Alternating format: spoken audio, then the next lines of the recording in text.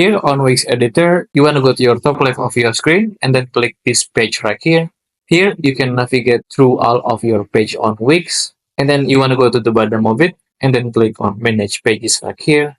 On side menu, you can just click on add page. And then here at the left, Wix is actually made some template for you. So for example, if you want to make the page for landing page, error page, on store page, and then so on, you can just click on one of them and then choose it to be the page. Or you can just do a blank page right here. So for example, I want to do it on landing page. I can just click on landing page right here and then choose any template that Wix was provided by clicking right here on add page.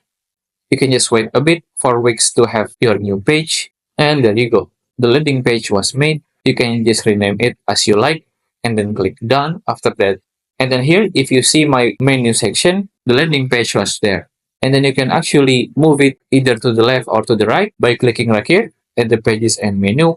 And then on the side menu, you can just grab on the specific page here on landing page, click and hold it, and then move it either to the top or to the bottom.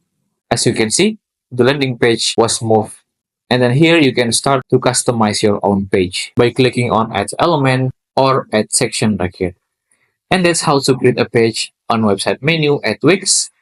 If you find this video useful, please consider like and subscribe.